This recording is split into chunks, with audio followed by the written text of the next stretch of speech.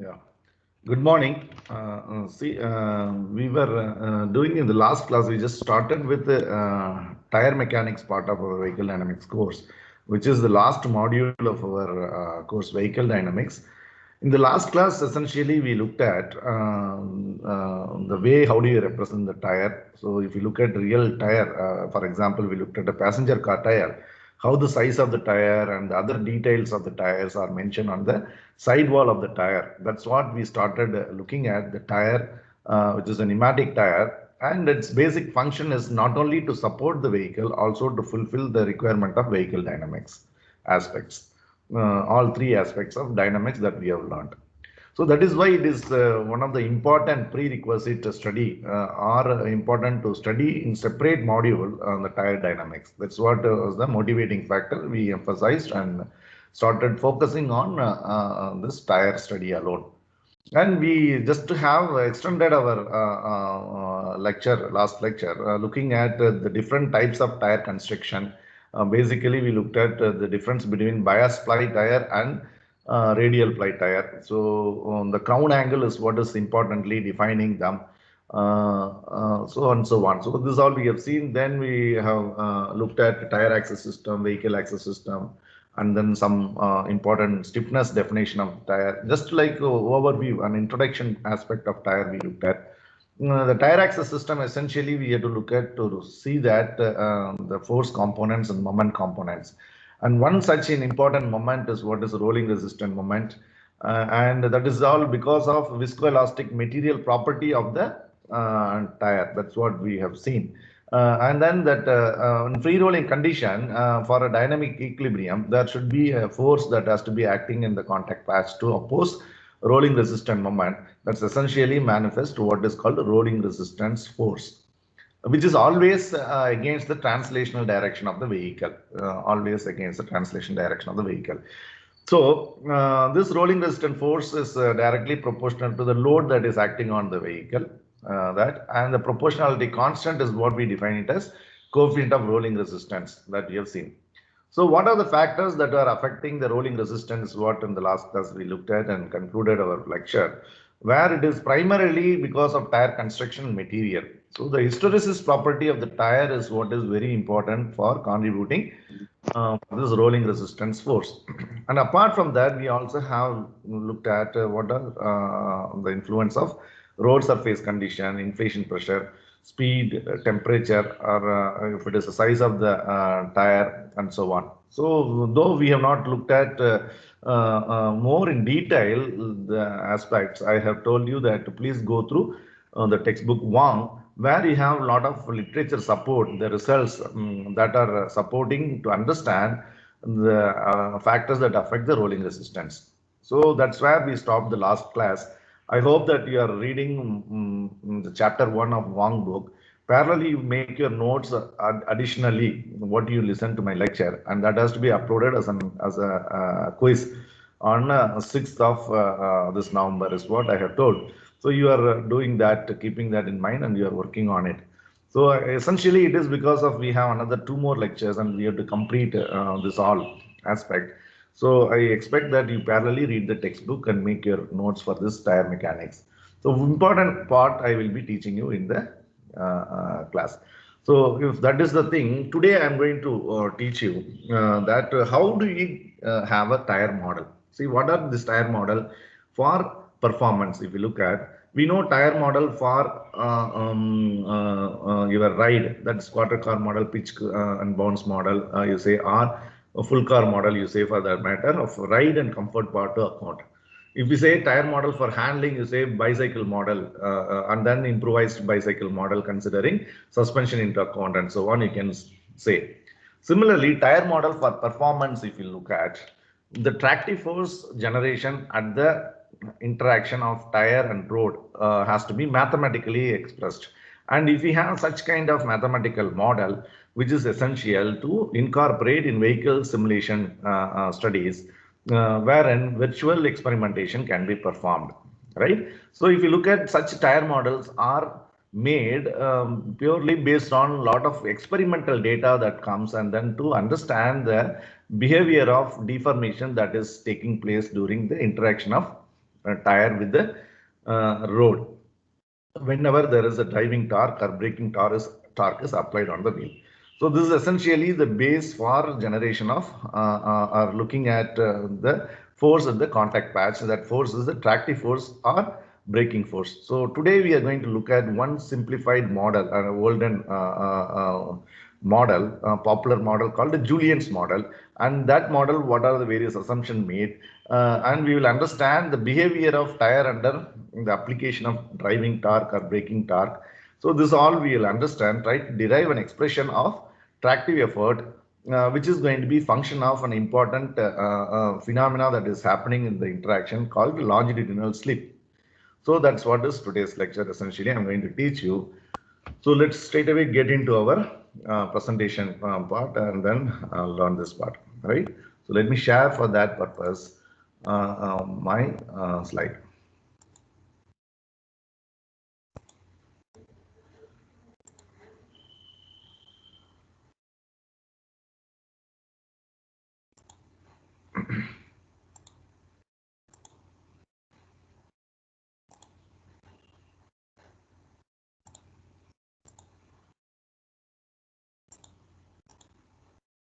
Why is it not coming? Just a minute.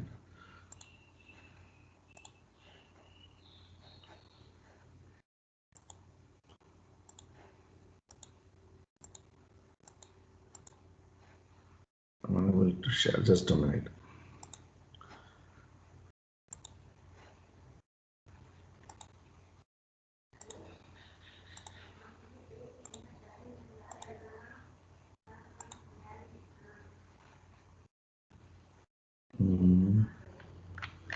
Why is it not coming? Just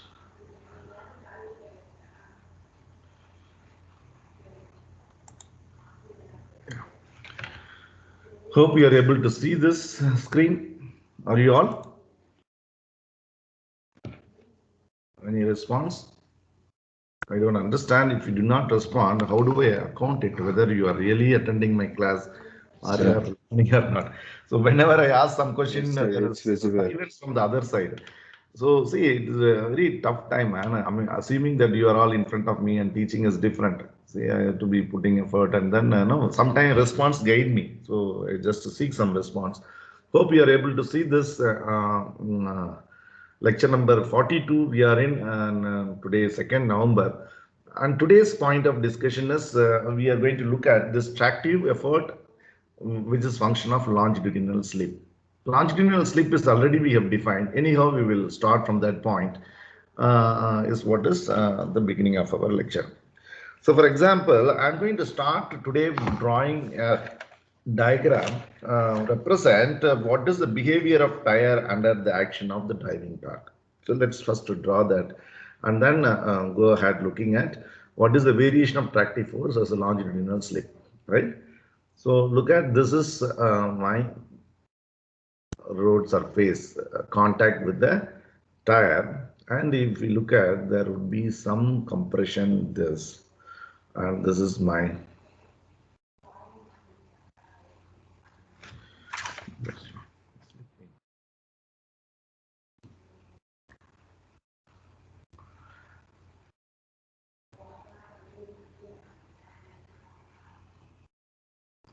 assume this is your tire center and this is your wheel rim.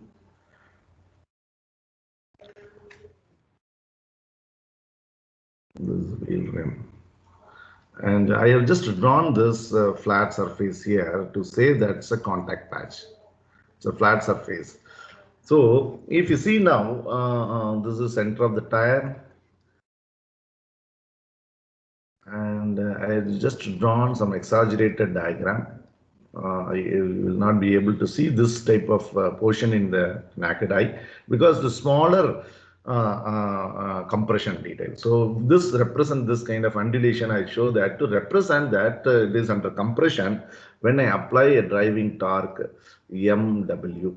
So MW is what is the driving torque that comes onto the driving wheel from the transmission system. So this driving torque, when it comes here, and you see this is undergoing a rotation by omega, angular velocity, And you have, this is your contact patch at the ground, right? And what will happen to the CG of this? It will be translating with some velocity. So this velocity is what is your vehicle velocity, and that will be same here at the center of the wheel as well. And this is omega. So now what is that you have to see? Since there is a driving torque is applied, it is not a free rolling condition. We know what do you mean by free rolling condition. That we have already seen, right? What do you mean by free rolling condition? So free rolling condition is neither torque, driving torque or braking torque is applied on the wheel, and maybe a driven wheel is what is an example of where free rolling tire, if you assume. At that time you see that the distribution of the normal pressure in the contact. I'll just draw that. I'm going to draw from this contact surface extending. This is my wheel center, line through the wheel center. Then if you see the normal pressure variation would be skewed to the front of the contact patch. It is not uniform across. It will be skewed and then it will be like this. So this is normal pressure, say small p.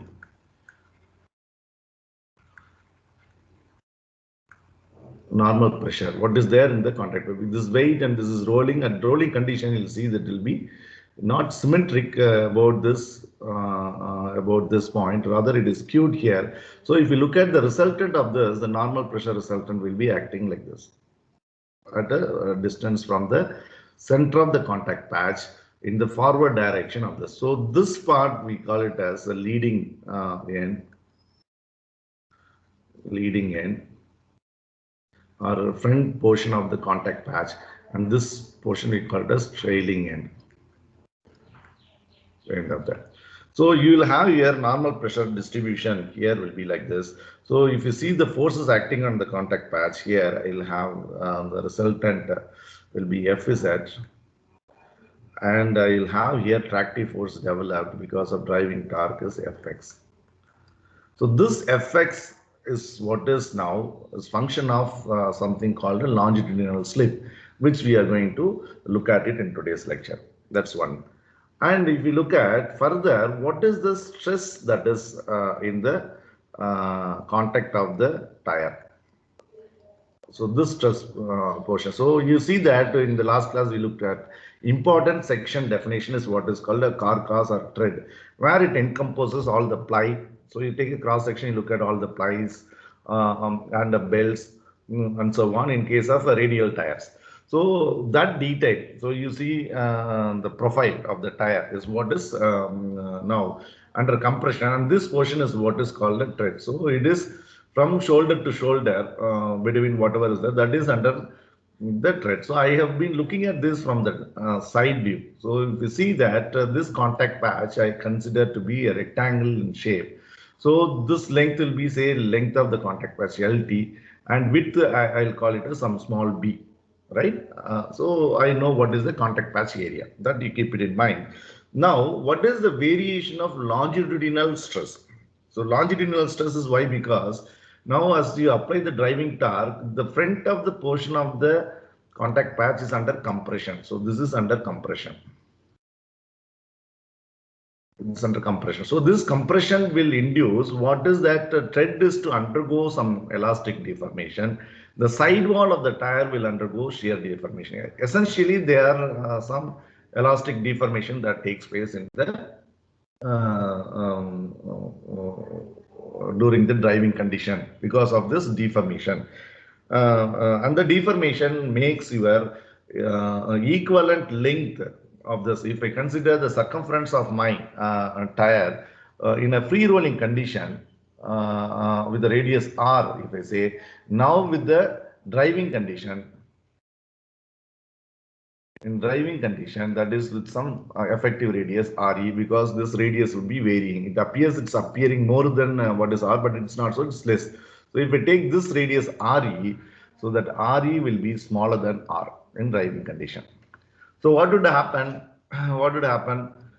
Since it is compressed, so there is an equivalent progression of translation of your tire center, which would be 2 pi r in a free rolling condition, will not take place if you apply the driving condition because there is a compression. So there is a compression means that the circumferential length, which is equivalent translation, is reduced than that of what is available in free rolling. That's where you define a phenomena what is called longitudinal slip that we have seen in the last class. So how do you define a longitudinal slip? I equals, since you have a free rolling condition, R is more and R omega minus velocity divided by R omega, which is defining your longitudinal slip. So into 100 is percentage, which we have already seen. So what is this is called a longitudinal slip. And this takes place, and this is the definition. So I can rewrite this as 1 minus V by R omega into 100, or I can also rewrite this as 1 minus RE by R into 100, because I can write my equivalent translational velocity V equals RE times the omega of the tire. So if I define this now, the stress, what is that is there here, longitudinal stress, the variation if you see, that would be the stress at the front end will be less compared to that of the trailing end. So you will see that variation goes something like this. So if you see, there's some point where you have the stress maximum, that's not at the end of the contact patch, just before the contact patch. But you see suddenly it falls at the end of the contact patch, it is coming to zero value. So if this is the variation of your longitudinal stress. What is this? This is the longitudinal stress value. So the stress in the tread element is not uniform in real time. So it will be zero at the initial part of the contact patch, starting of the contact patch, and it goes some value here maximum, then it comes. So this is the stress in this direction, in the longitudinal direction, right? So the tread is under compression now. So you know this is the normal compressive stress you can define. If I apply instead of driving torque, braking torque, what would happen? Instead of this portion is under compression, this will be under stretch. And then what will happen? You will have another scenario and you define what is the definition called skid. We will see that in a later part of our derivation. Correct? But we have discussed that also in our previous class when we looked at vehicle performance. So now if you look at essentially why do I do that is to look at how does this Fx, which is in this free body diagram shown, is going to be varying, right? So if I take as a slip on x-axis, so this is braking effort Fx. So you will see that I take here 20, 40, 60, 80, 100, and I will have this variation, something goes straight here and then it is going to fall, something like this. So there is a point here, maybe corresponding to 20 or slightly below 20 percentage of longitudinal slip. I have this maximum value of this Fx max, and that is limited by mu p times w that we have seen already, because it is interaction with the road adhesion. So what is mu p here is road adhesion coefficient. And if you see this variation from here at I is equal to 0, it starts and it will be linear for some time, maybe some value here. After that, if you see, that value will be non-linear. So it's appearing straight, but it is going to be with some non-linear variations, not straight line. It is going to be something like a curve. And that curve is going to be after this value corresponding to the maximum slip value corresponding to the peak value of your F max. This is going to drastically reduce in no time, and that's going to be equal to 100%. At that time, if you see the value here, Fx is equal to mu s times W. So which will be equivalent to the sliding nature, 100% sliding. So that means here there is no slip, and that 100% sliding means it is unstable condition. So that would take place once you cross this peak value of I, and that would happen. And this fall will be, it appears here straight line, but it is not so. So you may just see that way it comes, right? That way it comes.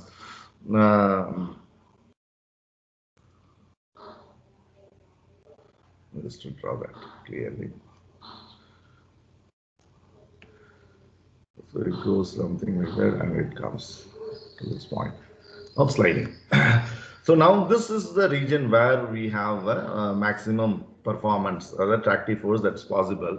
And of course, we are very much aware this as well as the other value that comes from the power plant and transmission, that is your driving torque. Smaller of that decides the performance potential. That we have to keep in mind. That would be, this would be in a lower gears, and that will be in higher gears, and design of transmission, all we have already discussed. But at the moment, since we look at the interaction of tire with the road, we are to understand this variation, and this variation to get, I require an equation. What is this equation for this? So that equation is what is the tire model. So how do you go about deriving that equation is what we are going to look at it now in a subsequent part of our lecture.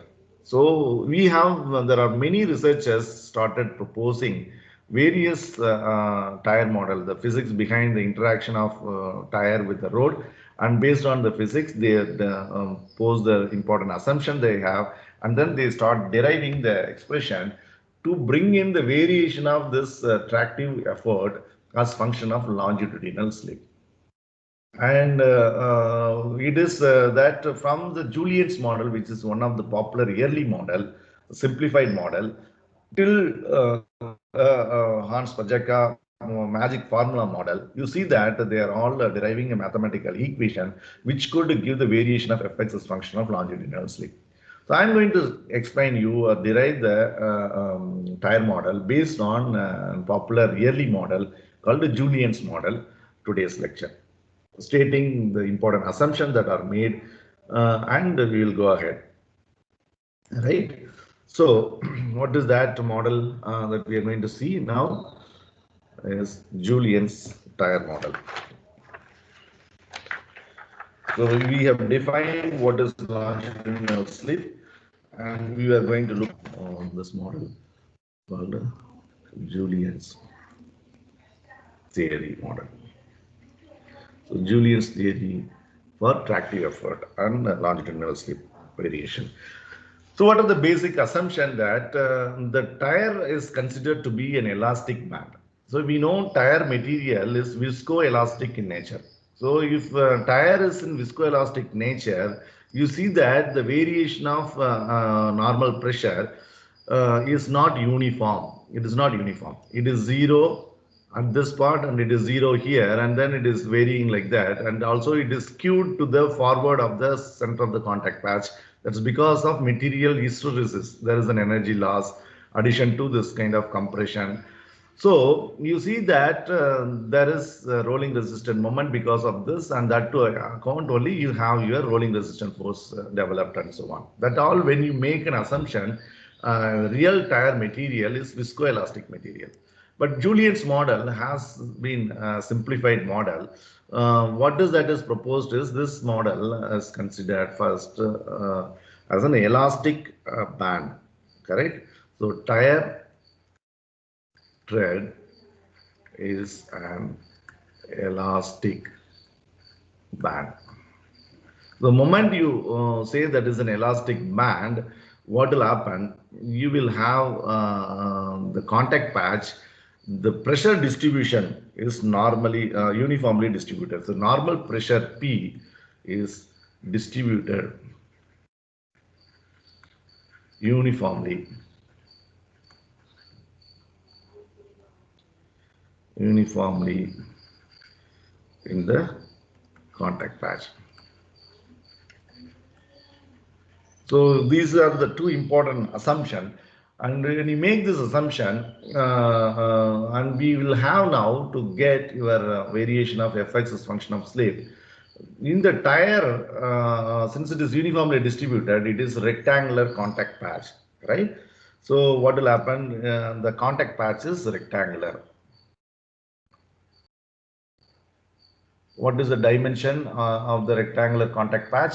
The area of contact patch is B times LT, contact length. So where B is width of the contact patch, that is the tire width in contact with the road. LT is length of the contact patch. So this rectangular area is what is responsible for generating your longitudinal force or tractive effort. Okay, so this contact patch will have two regions. One is called an adhesion region. Adhesion region. Another one is called sliding region. So you understand what I mean by this here. If you look at here, it's a band now. So it is one tread band. So tread band means what? It is a ribbon kind of thing. It comes, the width is B and the contact length now is LT. If you consider that, and that band is under deformation now. And this band in the contact patch will have two zones. The contact patch is not completely adhered. It is adhered as well as sliding. That is what is further assumed in the Julien's model. If it is completely adhered, there is no sliding zone. The normal pressure distribution, what is shown in reality, is not so. It is uniformly distributed one. And there is no hysteresis kind of thing. So this FZ will be at the center of the contact patch. Right? If the entire contact patch is adhered, this FZ will be exactly at the center of the contact patch. So that is what is essentially the assumption that is coming in Julien's model. But that assumption would deviate when you have further in our discussion that rectangular contact patch is not completely adhered to the road in order to bring in the nonlinearity effect, what we have seen in the graph. So you will see that further he proposes that there is an adhesion region and a sliding region. So the sliding region normally starts from the rear end of the contact patch and it progresses towards the forward end of the contact patch, that is towards the leading end. Right? So when this sliding zone is almost occupying the entire contact length of the contact patch, it comes in the front of the contact patch. That is that point exactly you would have this maximum tractive force that is expected. So what does that means? See, here it is LT complete adhesion. So initiation of sliding will start from here, and that is why this is 0 and then this progressed here till here, and this point will go here and this will be coming like that. At that point of time you have your as this is going up like this, you will have maximum longitudinal stress or the tractive effort that reaches here. So how that is taking place, that you have to see. When actually you look at your tire, you see that the distribution is not uniform. What does that mean? There is sliding at the edges of the contact patch.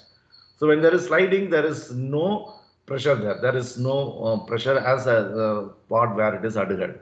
So this diagram changes as a rectangular, uniformly distributed one, but that also again changes as it's diminishing from the rear, and then it is progress towards that. So it would be uniformly distributed for some value of I, and that value we call it as IC, critical longitudinal slip value, IC value. That value is IC value. Beyond that, so if I look at that, that point will be somewhere here.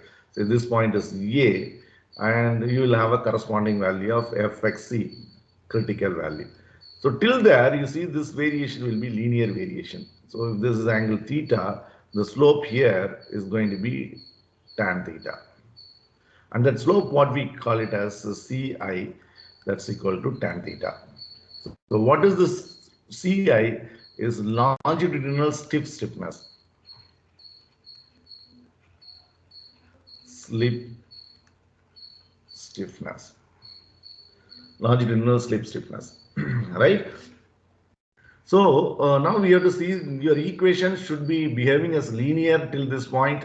After that it is non-linear and it has to go to the maximum value. We will have to correspondingly find out what is the expression for I max. That is maximum slip angle, because if this slip angle is not maintained, then suddenly it would fall to the sliding value of road adhesion coefficient. So there is a mu p, which is the adhesion coefficient, mu as a sliding coefficient.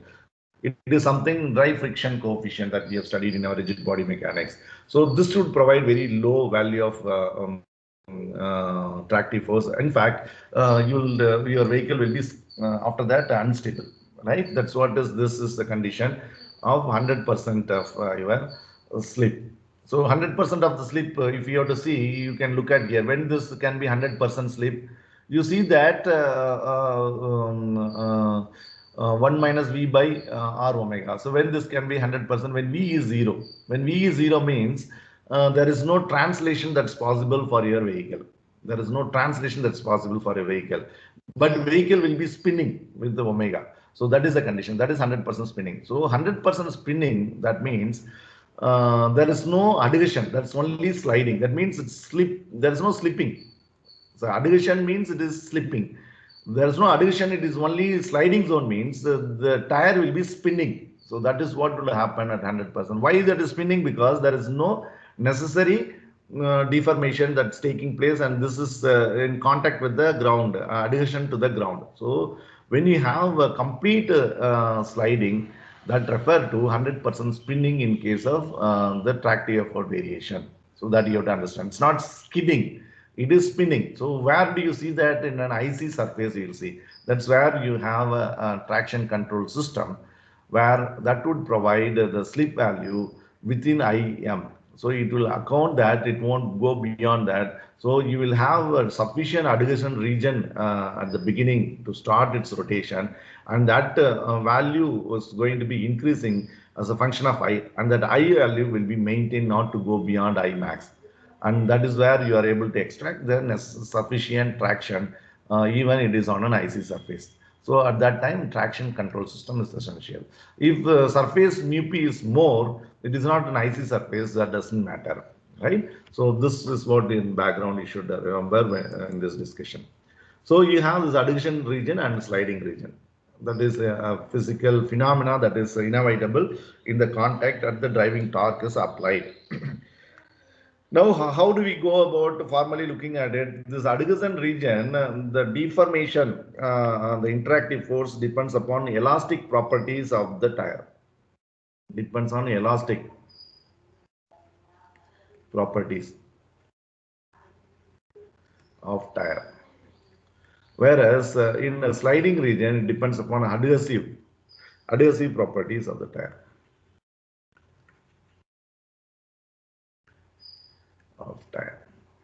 So basically, it is an elastic deformation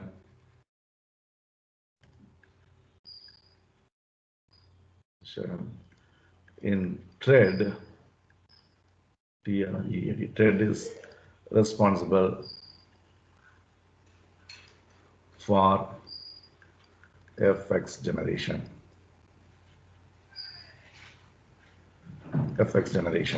So how do you apply this and then start deriving is what we are going to see.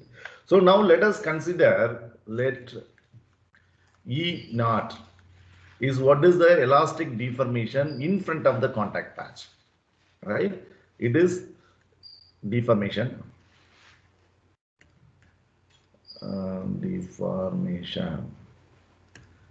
in front of the contact patch,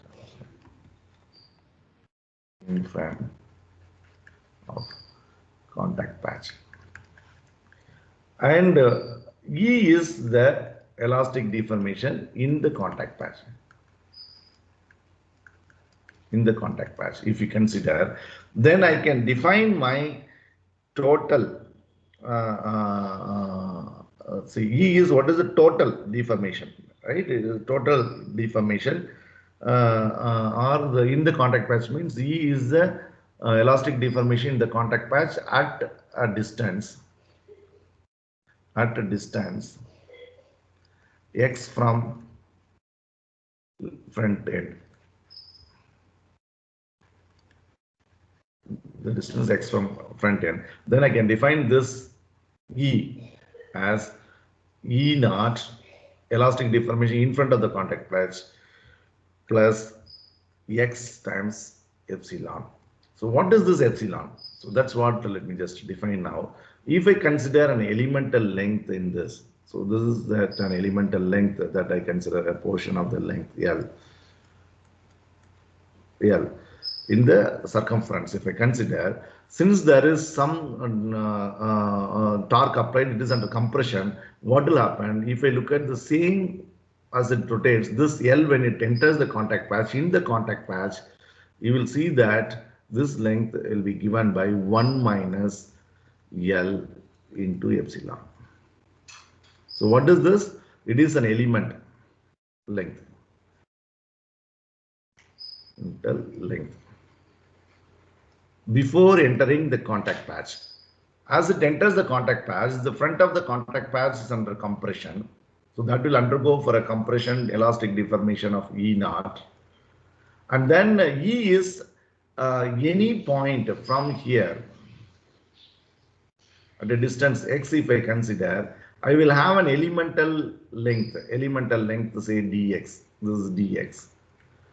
And that dx would have a force what is generated in longitudinal direction. I'm going to write. That's my simple expression that I'm going to write. So at a distance x from the front of the contact patch, what is my elastic deformation is defined by small letter e. So that's what I am writing it. So that would be this E naught plus what is that is by this. So that's why I'm just writing it like this. E naught plus this. So now this E naught is nothing but E times lambda, lambda times epsilon. I'm sorry.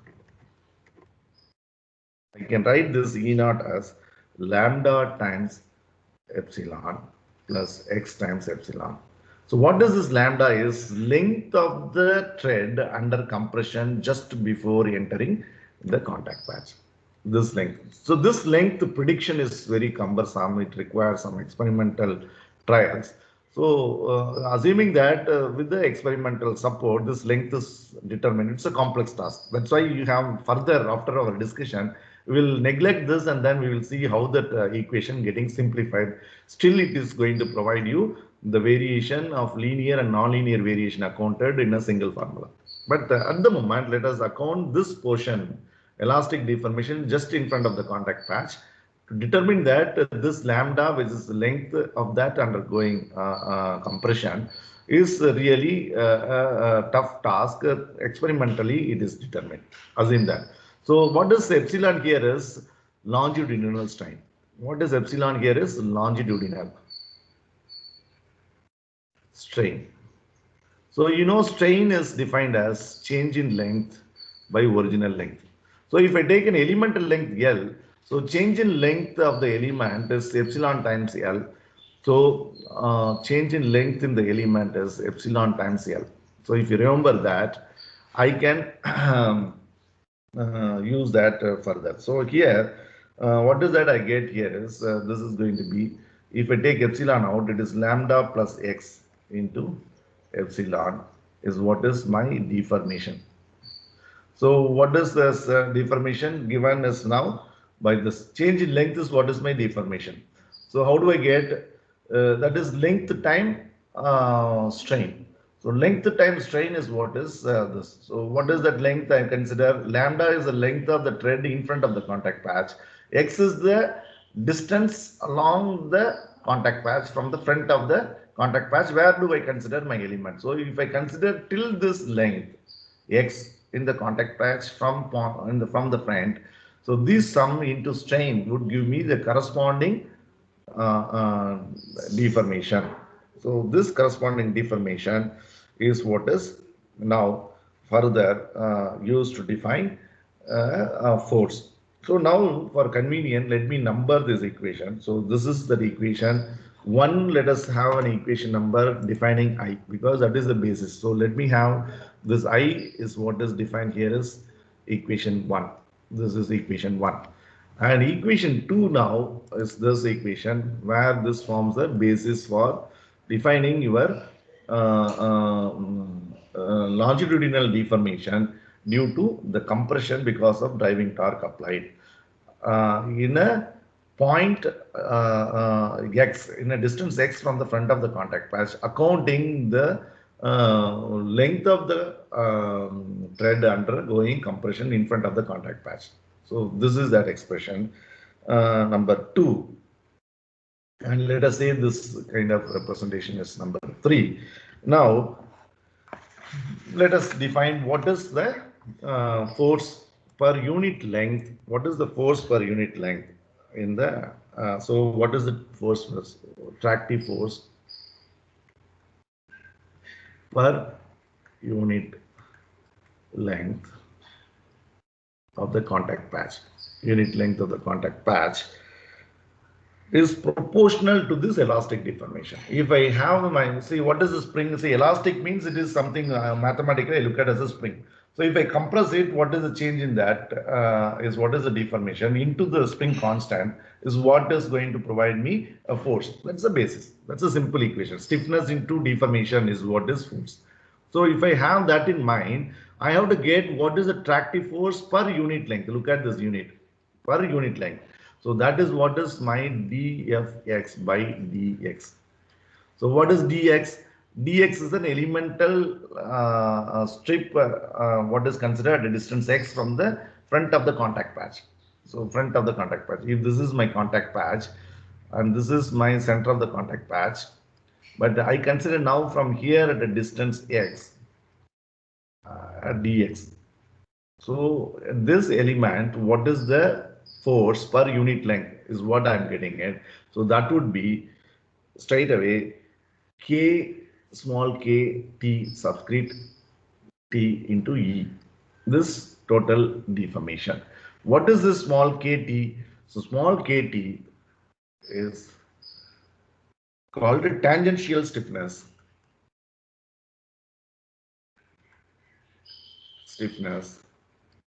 Per unit area, per unit area. So if you look at the typical value for a tire, for example, this KT value equals 3930 kilonewton per meter square for radial tire, radial ply tires.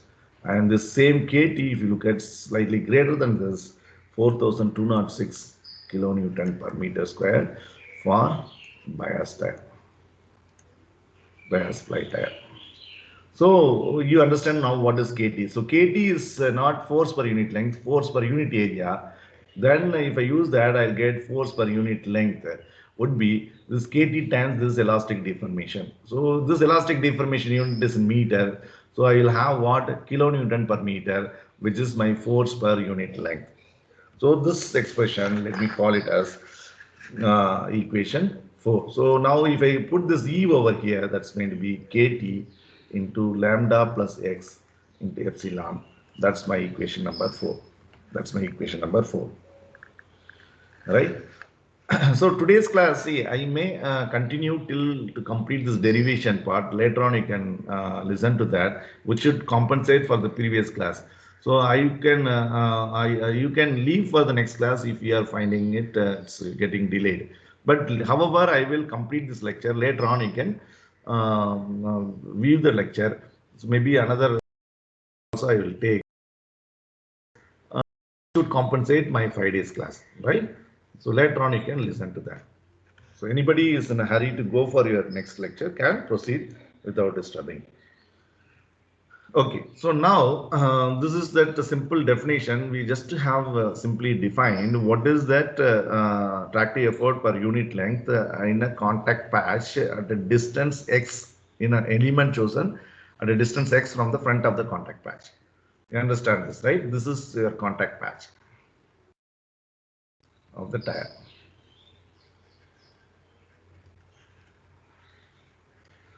Of this length will be, say now, length of small lt. In that I consider from this point at a distance x, an elemental distance this. So this elemental distance, if I consider, what is the tractive force that is acting here per unit length is what is this expression. So if I have this per unit length, I can integrate over length and then I can find what is the force. That's the idea.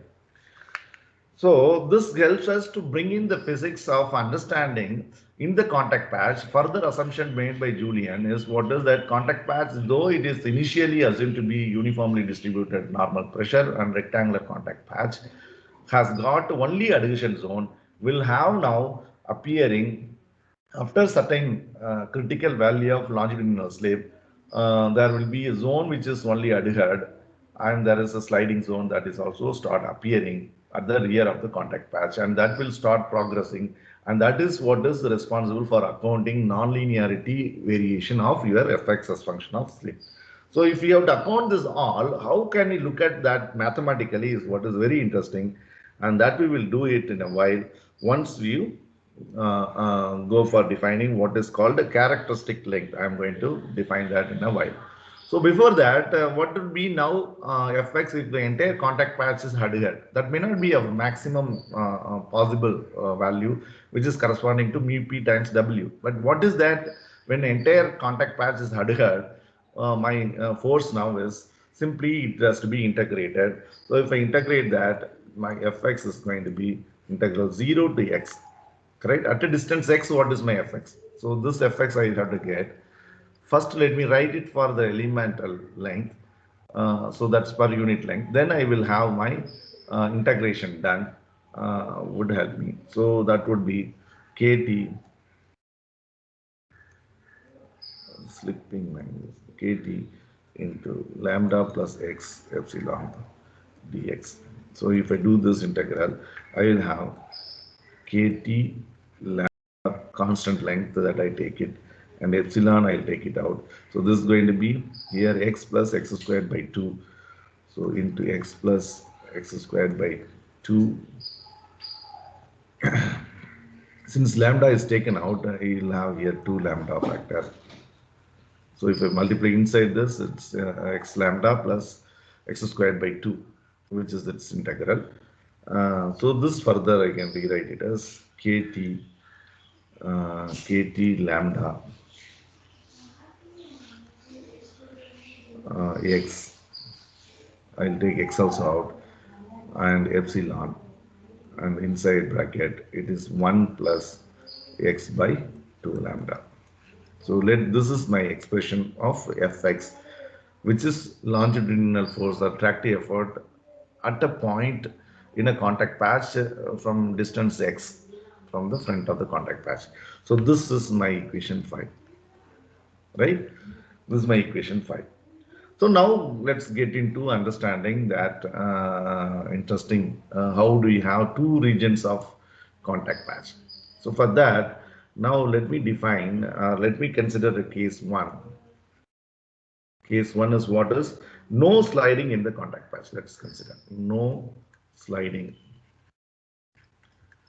in the contact patch. If I consider no sliding in the contact patch, I will have what is the condition?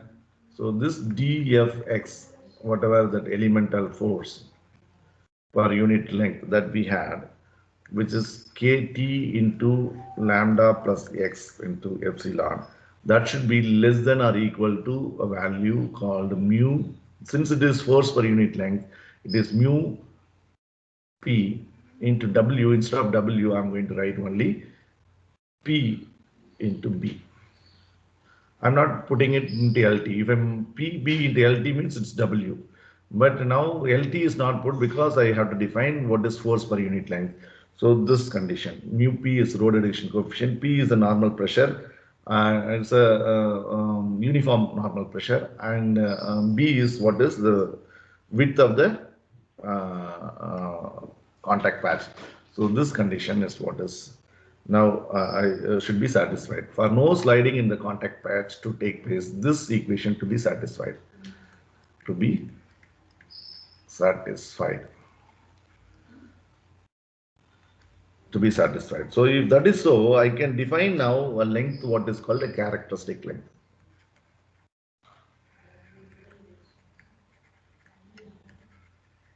What is characteristic length is defining LC is defining that the length of the contact patch in adhesion. So the contact adhesion is not fixed. The entire length of the contact patch is not adhered to the ground. So there is the sliding zone also comes. So the adhesion zone is volatile. It is not fixed.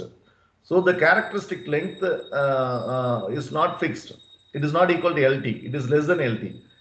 So in this characteristic length means it is a length which is having an adhesion to the road, and that adhesion length is varying from LT to 0, goes towards 0. It's not exactly 0. 0 is a limiting value. So when it is closer to 0, then you will be able to get the maximum tractive effort. That's what we are going to prove. And for that interesting aspect to bring in, we are defining this characteristic length LC. So LC means what? It is only representing adhesion zone. That's what no sliding in the contact patch to get. What is this maximum force per unit length possible? This value, whatever is there or element, should be less than or equal to that. That's what is the condition. So if I have that condition, in this condition, when I have X is my characteristic length, I can derive an expression of characteristic length. So that is as simple as that. So how do I derive that? See, let me have this lambda plus X on one side, and rest all the other side, let me take it. So if I take that, would be less than or equal to here mu p PB, and that will come below KT into epsilon. And this lambda is what is the part of the length in front of the contact patch, not in the contact patch, should go on the other side. So it's going to be X less than or equal to mu P PB by KT epsilon minus lambda. So this is what is my characteristic length. So this X should be less than or equal to what is called a characteristic length LC, which is equal to mu P PB by KT epsilon minus lambda. When I say this is the condition for no sliding in the contact patch to take place. So I can also rewrite this LC as now as X is going to be entire length is adhered, then I can say this expression. So this expression to be mu P, instead of PB, it's W, and I'm going to introduce there here KT LT epsilon minus lambda. What is LT is length of the contact patch. Here, since it is characteristic length, which is adhered, right? It is part which is only adhered. That's the meaning, right? So you have now this equation, which is defining the characteristic length. Let us define this as number 7, equation number 7. So this definition helps us to actually to look at adhesion and non-adhesion zone. So let's now look at if this contact length LT of the tire is less than or equal to LC. If I define LC is what is not physical length in the contact patch. It is the characteristic length. That's why it is called. And that length is what is the maximum length, and this contact patch length is physically appearing. What is in contact? So if this happens to be less than or equal to the expression that we derived for a characteristic length, you have no sliding, right? If this, then the entire contact area is an adhesion region. Is an adhesion region. So if that is so, I can put in the equation number 5. So the equation number 5, what we derived is for fx. So my fx is going to be kt lambda, instead of x it has become lt, and this is epsilon. It's in bracket. I have 1 plus x, in place of x it is lt by 2 lambda. So this is my force expression, and I can rewrite this. See, this is only the strain, rest all are going to be constant now. So I can rewrite this expression as capital KT times epsilon. So let me call this as equation number 8. What is capital XT? Is what is your it is constant. It is proportional. So it's proportional to this. So it is multiplied by strain value. You get this, right? So this KT is not a stiffness. Stiffness into length. So it is a force. But this force, it's proportionality constant, you can say. So this Fx is directly proportional to the strain because of application of the driving torque, and that constant of proportionality is this. So let me call this as kt, small kt lambda lt into 1 plus lt by 2 lambda, for a simplified way to represent. Now, what is this very important here is that you see that this longitudinal strain is a measure of, this is longitudinal strain is a measure of longitudinal slip. So what we can do, this can be replaced by I. So when I replace that by I, I would be able to have my expression, right? So you can see that this region is correspondingly expressed in our diagram, initially what I have drawn here, till point A, till this point A. So this point is OA and this point is say B. So 0 to OA point is what is referred to this. When no sliding in the contact patch take place, this condition satisfied, you get a condition that till that point, right? Since the longitudinal strain is the measure of longitudinal slip, it is concluded that if the entire contact patch is in adhesion region, the relationship between Fx and slip is linear. So that is what is there. So this is constant. So this linear relationship is what is represented. So that would be in our variation till this point OA. From here it is linear, this point A, this is O. So this is Fx and I. But this value corresponding to that is what is the critical value IC, and the corresponding expression here is Fx. See, this is critical. Why? Because it is only for the adhesion. It is not going to be extracting the maximum potential of your thing. So for that to get, you have to go in beyond that. So this value is what is corresponding to I max. So you have to get now this discussion. So how do you get this linear, non-linear part?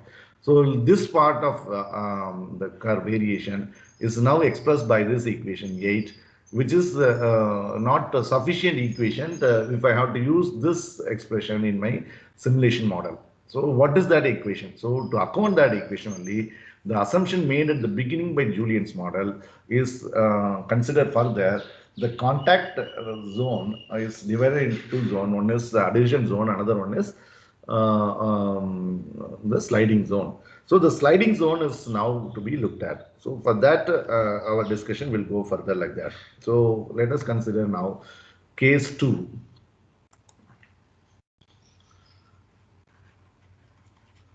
What is case 2 is condition for sliding at the rear of the contact patch.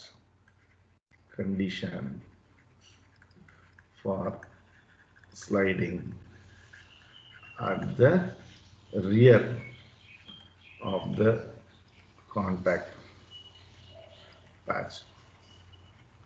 So what is the condition? So that would be the entire contact length should be equal to LC. That's the contact. That's the condition for that. So we have seen that LT is less than or equal to LC is the condition for no sliding. So when it is equal, it is a limiting value. This is equal, then what is that is the condition necessary for sliding to start. Condition for sliding at the rear of the contact patch. At the rear it is to start, and that will progress in the forward direction. So this is that condition for that. So when I say that, now this LC is defined as what? It is mu P times W by KT. Since it is W, here this LT is introduced, and I, that epsilon is replaced by its measure I, longitudinal slip minus lambda. So this is the condition. So this condition I define, and that's number 9. So that is going to facilitate us further to look at what is my IC value. So I can get now what is my IC value. So when I equate this LT to this, LT to this, right, I will be able to have LT to this, I will be able to have this I to be IC. So what is my critical value of IC corresponding to point A in the graph is mu P times W by. So when I equate LT equals to that and lambda goes on that side, and I take I and then this brings down, and that will manipulate mu P times W by KT LT, it's in bracket LT plus lambda. LT plus lambda. So this expression, let me call it as 10, which is the value corresponding to critical value of IC. Critical value of IC. This is my variation fx. Once again, I plot this is I. So I'll have my linear variation till this point A, and corresponding value of IC is IC this. So this IC is now given by this expression. So this is point equation number 10. So if this is my equation number 10, I can get what is my corresponding force. So force already we derived on that number as equation 8. So look at the equation 8, equation 8 here. We have the expression of force. So in this I have to replace now LT by LC, then I will have my equation changed. So let me just do that now. And what is my expression to see? So what is my fxc? I have to substitute in my fxc. Therefore, equation 8, that becomes fxc corresponding value here, the expression will be kt lt lambda, and within bracket I have to substitute now this. So this comes out to be mu p times w by lt kt lt plus lambda into 1 plus lt by 2 lambda. So what is that I have done is I just have here you have kt lt lambda epsilon, that is I.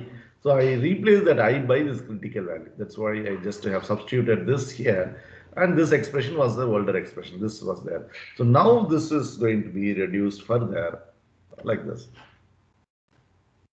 If you look at this, so now how is it going to be reduced? So this kt lt goes off, and then whatever I have I multiply inside. So this is going to be mu p times w that I take out, and 1 plus lt by 2 lambda by 1 plus lt by lambda. So see, this lambda has got an important role. So but prediction of this lambda is what is very tedious, and you require an elaborative experimental procedure. You have application reference available how this lambda is determined experimentally. So if we have that in hand, I will know now my fxc, which is end of my linear point, or corresponding to the critical value of IC, which is corresponding to ensure that the entire contact patch is adhered, or it is the point where it is about to start sliding from the rear. This is all you can say to define this fxc, because this point is the end of your linear zone, and that is the point where this is the beginning of your nonlinearity variation. So nonlinear variation to come into picture, the entire contact patch cannot get adhered. That means it starts sliding at the rear. So the condition for start sliding at the rear is first that the contact length should be equal to characteristic length, and then it will be started sliding. That's the basis for to derive now this expression, which we call it as a number by number 11, equation number 11. So if you have understood this all, it is now easy for us to define your sliding zone. So sliding to take place, we got a condition. So if sliding takes place, what is the expression of sliding force at the sliding zone? So that will be mu p times w. Simply it is 1 minus LC by LT. That's all. That's how I define. Simple to understand. See, when LC is equal to my entire contact length is equal to LC is the condition. So if I put that LC is equal to LT, what will happen? This become 1. So it's 0. So this Fxs is 0. The force is only this much. But the moment I have LT, LC is less than LT. So when LC, LC is less than LT. So LT is an entire contact length. LC is a characteristic length which is only adhesion length, which is non-physical contact. This is a definition. So when this is smaller, what will happen? I will have here some value, and 1 minus that would be increasing now this value. And that is the amount of force in the sliding zone. And this is the amount of force in the contact zone till here. So this is an additional term now. So this term is what is defining my force in the sliding zone. Force value in the sliding zone. So what is the force in the adhesion zone? Fxa. So that's again, I'm just going to rewrite that equation 8, and I'm going to put that as kT lambda. Instead of LT, I'll put that as LC. LC, because I know LC expression in terms of LT into I, and 1 plus LT in place of LC plus 2 lambda. So this is my equation number 13. So when I define there is sliding, this is the portion. If I define the force in the sliding zone, automatically the force expression equation 8 has to be written in this form, where I will represent LT by LC, and I simply here epsilon by I, and this is the expression. So now in this I is replaced by IC, is what is this expression I will get it, right? Yeah. So this is 13, and now what is my total force that is coming onto the contact patch is Fx, which is addition of these two. That is going to be Fxs plus Fxa. So that's going to be mu p times W into 1 minus LC by LT plus KT lambda LCI into 1 plus LC by 2 lambda. So in this expression, if I put my LC value, which I know, so LC value is what? You just have derived. So that's going to be mu p times W by KT LT I minus lambda. So this is our LC. So in this LC, wherever is there in this expression, if I substitute this entire expression can be deduced to a form where you see that equation will account non-linearity as well. I leave it to you to substitute this and derive that final expression that I'm going to write right away. So in that process, I'm going to have a new parameter defined, which is capital KT dash, which is nothing but small kt, lt, and lambda. So I'm going to have, because when I substitute, I'll see these three terms coming together, and for simplicity's sake, I'm going to replace that by kt dash, and my expression, this expression is going to end with a required tire model expression for variation of Fx. So this Fx is going to be mu p times W minus lambda into mu p times W minus k dash I square divided by 2LT k dash I. So this is my expression 14. If you look at in this, you see you have mu p here, you have mu p minus k dash I square. So you have here, there is a nonlinearity because of the square term, and that would be accounting clearly or expressing your expression from what is that is appearing in your variation of tractive effort as function of slip. If you put, you have maybe near to 20%, till there you have achieved peak. So this is something till point A, and then further it goes to a peak value and then it falls. right? At 100%, it is going to be equal to MES times W, and this is the peak value MEP times W. So this entire thing is now accommodated in this equation, right? For a particular load. So this is for a particular load and inflation pressure. All right. So this would vary as the load increases. So it would be varying as this. As load increases, this will also increase. So that's what you would see that uh, at the end when you are representing the load. So as the load increases, you will see that MEPW increases, peak goes increasing. That we will see that later on, right? So this plot is drawn for a particular load W. So this is your expression, and now this expression is accounting not only you require KT, LT. See, this LT can be determined in the experiment by the optical camera, what is the actual size of the contact patch and so on. So you would be able to have your W, MEP, LT all, but the determination of this lambda, which is the length of the portion of the thread in front of contact patch, is under compression. Actually undergoing, that's under compression, right? It is and that is what is equivalently taken the reduction in your, that has to be accounted. If you do not account it, it is only you account in the contact patch, it is 1 minus epsilon into L. If you consider, that is not correct. But still this can be made as a simplified model. If you neglect this lambda determination, still you will have an expression or equation which could fit similar to this curve, and that is what is called a simplified model, simplified Julien's model.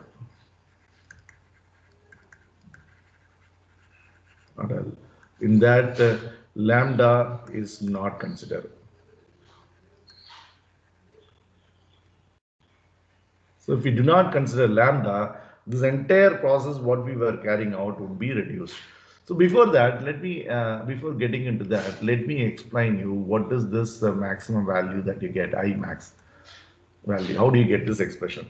That's very simple. So what is that you do for that? You know, the condition for that is since the contact patch, this is a contact patch, the length of this is say LT initially, and LC will be somewhere here. If this is LC, if I consider, that refer to adhesion zone, and this is non-adhesion zone, that is sliding zone. So this portion is what is sliding length in the contact patch. If I consider, then I would have my FC corresponding to beyond this critical I value in the expression, somewhere here. So if this LC start reducing, this sliding length is increasing, at one point you will have this, that is maximum. So at that point this LC is equal to 0. So condition for, so before this we derive, before going to this, let me put this and then go to the condition for I max. What is that? The LC should be equal to 0. LC is be equal to 0. So LC is not a physical contact length. Again and again I'm saying that, right? So LT is the actual physical contact length. LC is the portion of the contact length adhered to the ground. And that portion of the contact length adhered to the ground is 0 is what is the condition for to have your maximum slip value, that is corresponding to the maximum tractive effort.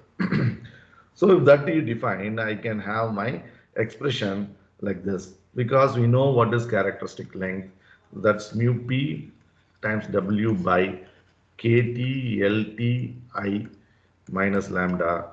So I can write for I, so this goes on the other side, so that's going to be mu p times W by KT LT within bracket LC plus lambda. So in this LC is 0. If LC equals 0, if I mark LC 0 here, I get my I value goes to I max value. So what is my expression of I max? I can ask you this in an examination quiz. I can give you values and ask you to find this. So this would be mu p times W divided by KTLT into lambda. LC is 0, so it's going to be KTLT into lambda.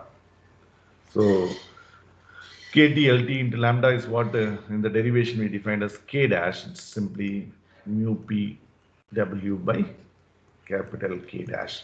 This is what is I max. So remember, and this corresponds to this point B, maximum Fx max. Get maximum Fx max. So this corresponds to point B in the plot.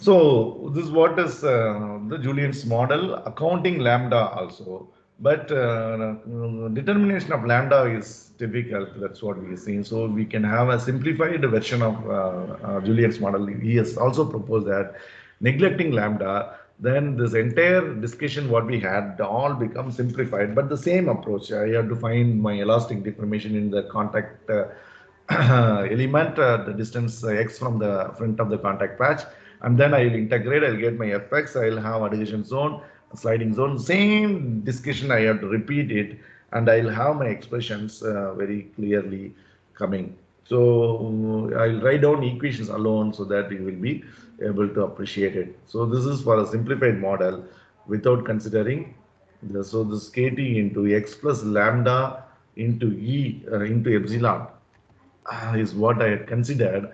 This lambda is neglected. So if I neglect that, it is kt x into epsilon. So that can be written as kt x into I. It is measure of slip. So that's my equation 15. And then if I continue my determination of fx and taking this dx on the other side, it's going to be from 0 to lt, and I'll have here kt I x dx. So it's going to be x squared by 2. So kt I x squared by 2, 0 to lt. So I will have here kt lt square by 2 into I. That's my equation 16. And if I define now my fx as this kt lt squared by 2 as ci into I, where this ci is what is called longitudinal slip stiffness. Longitudinal slip stiffness. It is like something analogous to, you have looked at the variation of Fy, right? If you remember, you have looked at the variation of Fy as function of slip angle in our lateral dynamic study. So that is limited by rotor adhesion coefficient. It was going something this way, and you draw a slope here at alpha equals 0, dou Fy by dou alpha, what you define as alpha C. So you call this as a linear tire model lateral stiffness. The same way, linear tire model, longitudinal slip stiffness times I is what is going to come if I consider my simplified model without, if I neglect my lambda. So what is my Ci here? That's going to be kt lt square by 2. So tangential stiffness per unit area multiplied by contact length squared by 2 is what is my longitudinal slip stiffness, which is constant, and for the linear model alone. So this is linear. It is analogous. And then beyond point A. So beyond point A, this is still point A. This is still point A in the plot. So beyond point A, how do I account that? That means my df by dx, right? Df by dx should have this adhesion zone and so on, right? So the same way, if I discuss, I will be able to define my, I'll be able to define my this. So beyond point A, beyond point A, I will have df x by dx is going to be kt lt times I, and that is going to be mu p into pb, pressure into it, or it will be mu p w by lt. So let me call that equation as equation number 19. So that means what? This is equation 16. I can define here similarly the Ci as this. What is that? In our plot, this plot, this is I, this is fx. So this is going to be linear till this point. So this I define it as like this. So what is that? Dou fx by dou I, when I equals 0, that's equal to Ci, which is tan theta. So this definition, similar to what I have looked at here, can be said analogous to this. And that expression is say 17. That is 17. My writing fx equal to Ci into this, I name number as 18, equation number 18. Then beyond point A to account, I have just written this expression. That is number 19. This indicates that when the slip reaches this respective critical value IC, the effects given below, sliding in the trailing part of the contact patch begin. So the sliding to begin now we have to go in for. So for that I have to just write now my LC expression. So LC expression now in the consideration of lambda it was this, right? So let me have it in this fashion. What is my IC now? So LC is initially it was mu PW by KT LT I minus lambda. So since lambda is not considered here, this is 0 in our simplified model. My critical value IC will be this, I bring it down. So that's going to be mu PW by KT LT, right? And that's what I have written here. So this is equal to this. So this is going to be LT again. That's going to be LT square. So when LT equals LC, that's a condition for sliding to occur, right? So if that is so, I bring this and this I take it, and this is point A in the plot. So I have this expression. So I can rewrite this. Just now you have seen KT LT squared by 2 is what is Ci. So I can rewrite this as mu P W 2 times C, 2 times Ci. This is my equation number 20. Then I can rewrite my, since I have my critical value of IC, I can get what is my FXC. So that's going to be Ci into I have to put this IC. So if I substitute that, I'll have that mu P W by 2 Ci. So this Ci goes off, and then I get mu P times W by 2. That's my expression 21. See, it's very interesting to note.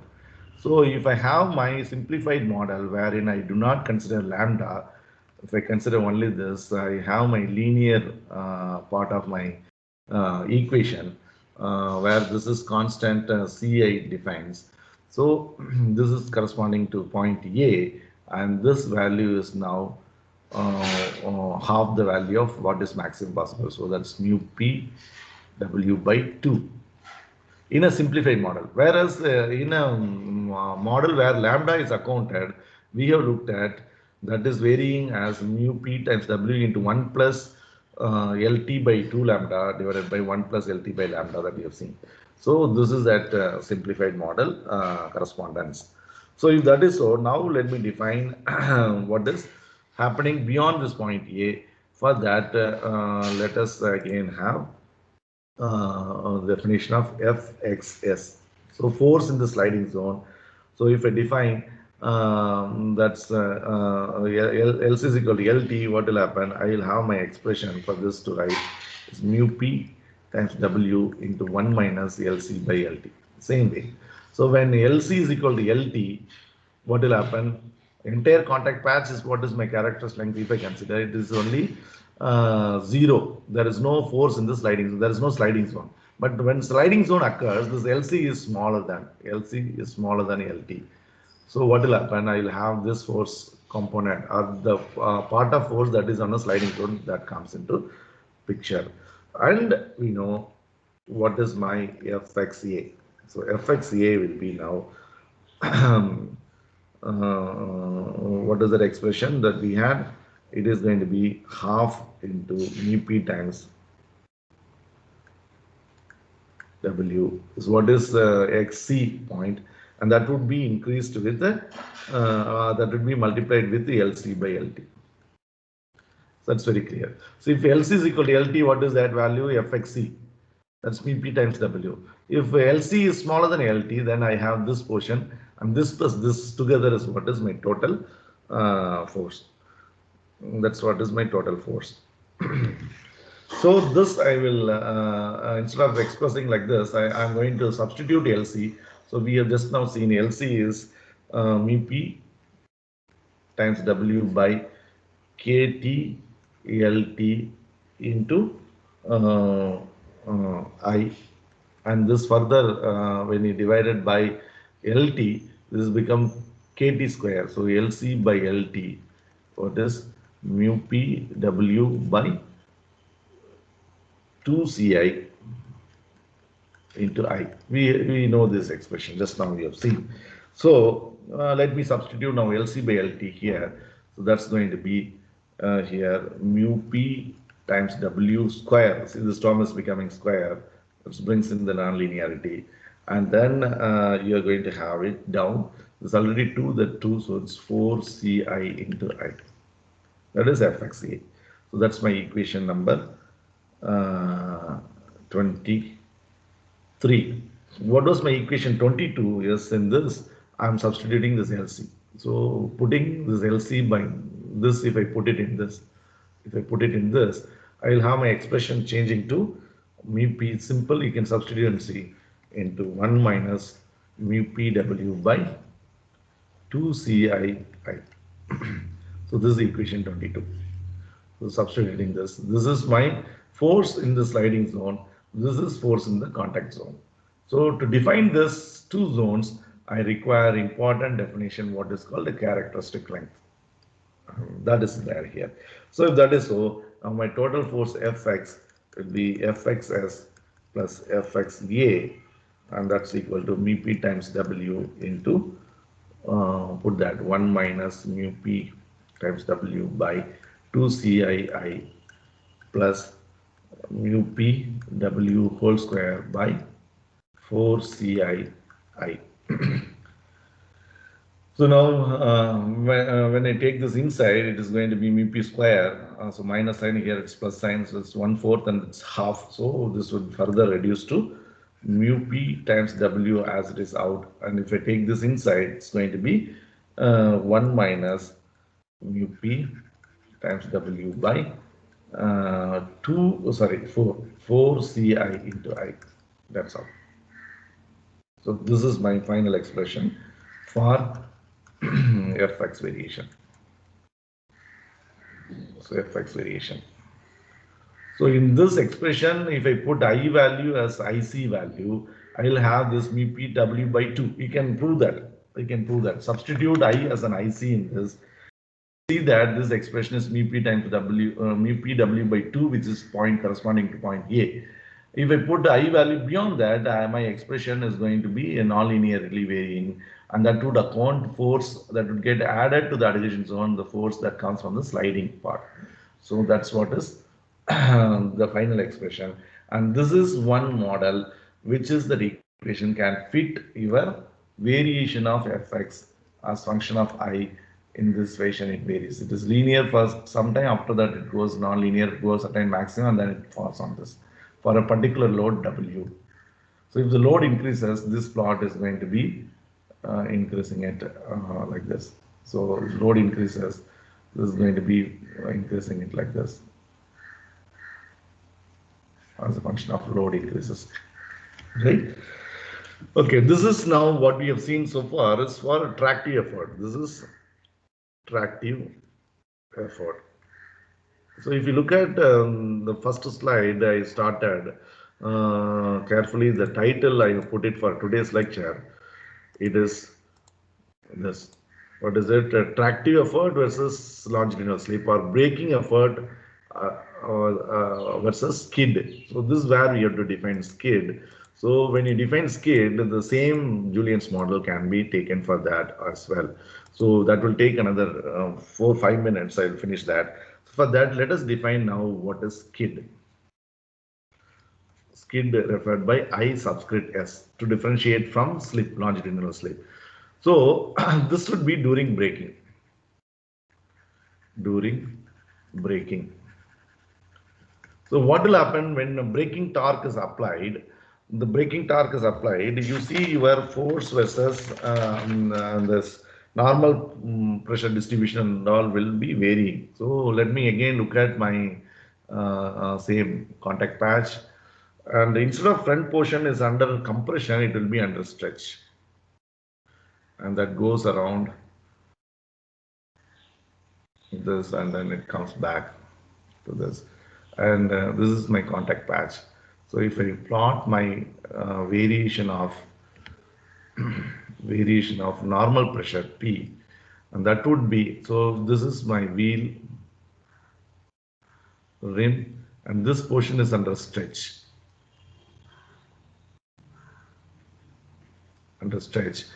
And now what is that is applied is braking torque is applied.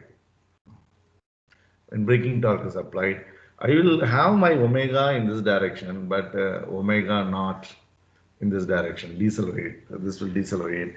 And my variation, if you look at here, and contact pressure variation, this is my center, but still you have that normal pressure is skewed in front. So I will have here my normal force, Fz, and I will have my braking force in this direction, Fb. FB. And my variation, if you look at, if this I extend the center line through that, you will have still the normal force variation is skewed on this side. That manifests additionally here with this rolling resistance force, RR, right? So that's in real practical case. And what would happen to the longitudinal stress value if you look at as varying along with the length of the contact patch. The beginning of the contact patch you'll have as it is 0, but now this is negative because braking force. This stress would be coming like this. So this is part where sliding start place. So in braking as well as in traction, the sliding will originate from the rear and it will go forward here. The same way you can have a derivation for that. And altogether the skid is defined is because now what will happen, the V is greater than R omega. Unlike free rolling and driving condition, if you consider R omega greater than V for driving torque applied. When this is applied, V is greater than this. Why? Because V is what is nothing but Re times omega. And now Re is increased actually. Why? Because there is a stretch in this. So the circumferential length, what is now increased from free rolling length, and that is why V will be greater than R omega. And this difference is what is responsible for a phenomena called a skid. And there we define IS as since it is greater, V minus R omega by V.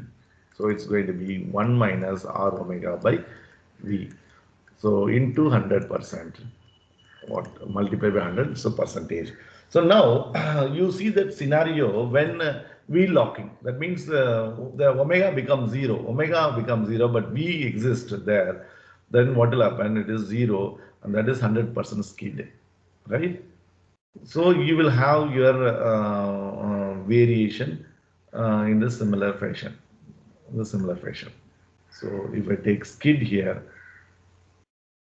I will have a braking effort goes and then it comes like this here as well. This is Fx, but it is now braking force. The same variation here, it is 100% skid. where it is only governed by mu s times W. But this mu s times W is not like a case of IC surface. It is a case where omega log, but V exists. V is existing. So there is a linear translation of your tire, but omega is there. That means there is no adhesion to prevent this complete skid. So that is what is 100% skid.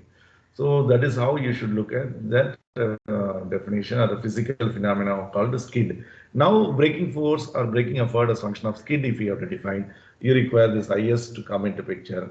But this IS and I can be related. So the modulus value only I should look at. This I, longitudinal slip, can be related now to the skid in this fashion. So how that's going to be this IS by modulus IS by 1 minus IS. So it's very well proved that IS is what is V minus R omega by V divided by 1 minus the V minus R omega by V.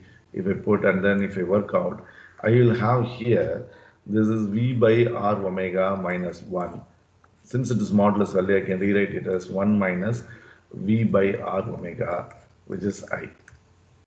So this I and IS is related by this.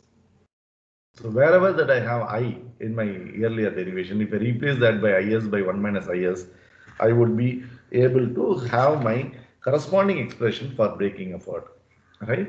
So that's what I'm going to introduce now, those expression for braking effort. So equation 24 we have written so far.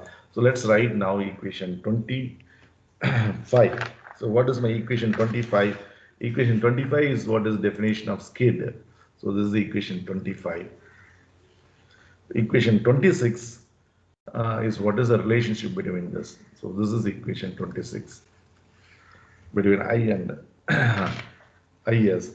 And then my equation now for braking effort Fx is going to be equal to what you have seen in case of tractive effort is Ci into I. Now I'm going to replace that by CS. So this is skid stiffness. This is called the skid stiffness, longitudinal skid stiffness. So when I have this, I'll define as longitudinal skid stiffness. Longitudinal skid stiffness, I should call this. Right? So this is my Fx. Fx braking force. So that would be equal to, when I put this here, this I will be replaced by IS by 1 minus IS. That's all. So if I have this is my equation 27 for the expression linear. It is not linear. That's what is very interesting. So like unlike tractive effort at this is linear. This is linear equation. You see, even at a smaller slip value, this skid value become nonlinear equation, because if I substitute my expression of skid, critical value of skid, I would have my expression changes. So now how do I define this CS? This CS is dou Fx by dou Is in the graph when Is equals 0. So that's my equation 28, definition of Is. And my equation 25, and the equation 20, if you look at, that's for slip I have written, IC. Now there is an ISC, critical value of skid, where you have your point A in the plot. So you will have corresponding value mu p times W by 2CS plus mu p times W. See, look at this expression, even small value of this, you have this nonlinear expression. So the variation of braking effort versus skid, if you look at, that's nonlinear, even the smaller value of skid. So this is my equation 29. And in this equation, I can prove this equation like this. How do I prove that? I know what is my IC now. So IC is critical value, that's mu p times W by 2 times Ci, which you have already seen. So now if I have to put this as Ci, if I replace by Cs, what would happen? Mu p times W, sorry, mu p times W by 2 into CS if I substitute. Instead of IS, IC, I will have to put ISC by 1 minus ISC. That's all. 1 minus ISC. So if I rearrange now these terms. So what is that? Mu P times W by 2 CS multiplied by 1 minus ISC, and this side is ISC. I have to write for this ISC expression. So this term, if I take it on that side, so here it's mu P times W by 2 CS. If I take on the other side, it's going to be 1 plus mu P times W by 2 CS into ISC. So I require ISC. So I have to divide this by down. So it is going to be 2 CS plus mu P by 2 CS. So I will be able to have my expression 29. So this is going to be ISC is what? Now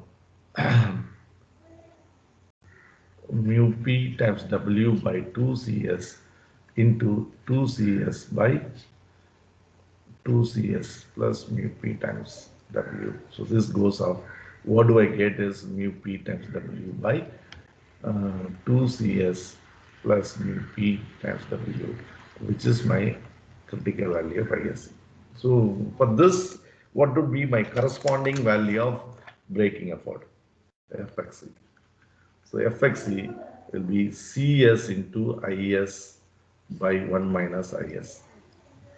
So I can prove that this is going to be mu P times W by 2, similar to what is that you got for the traction.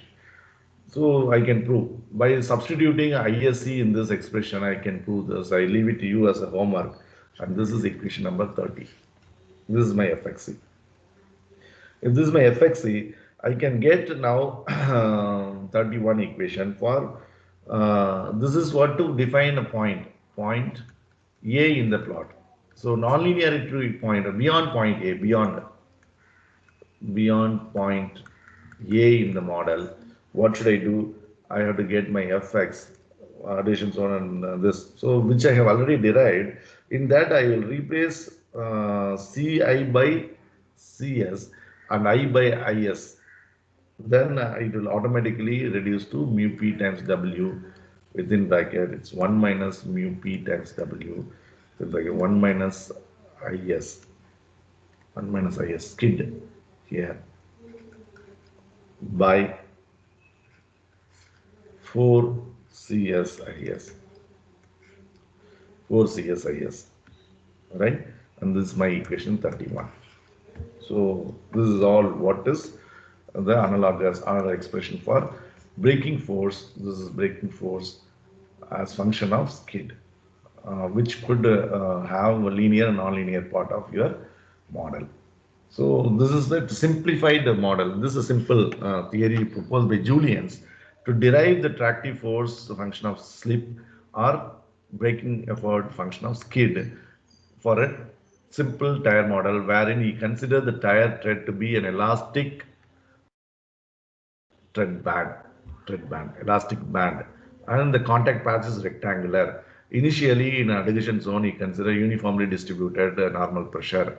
Though we looked at what is in reality the distribution is going to be. So all you have seen with that assumption, he starts and you could get an equation which can exactly fit into the linear non-linearity of the variation of your fx as function of slip is of time. So that's what is this theory all about. I wanted to teach you. It has taken almost more than 1.5 hours, closer to 2 hours.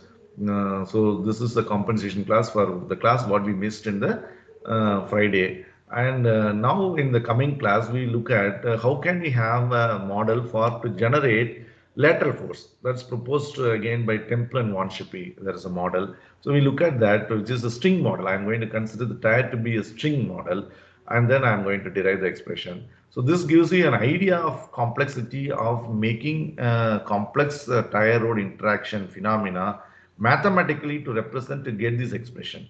And you would appreciate how research is going on, and we will see a magic formula at the end in the next lecture, and appreciate that why is it called as a magic formula, how that curve fit has happened, what are the various coefficients that are accompanying the formula, all we will be seeing it.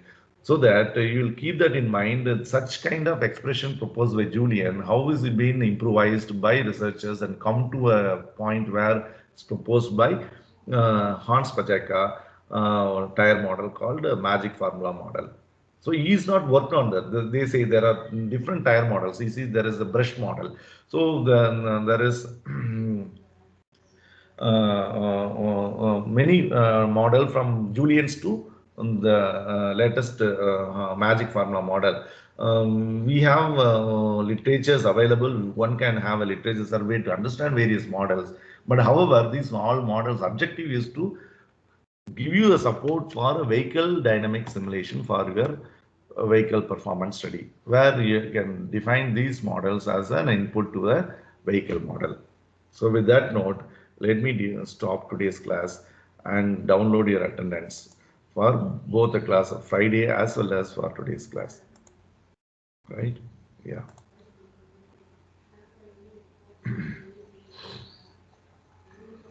So let me stop recording.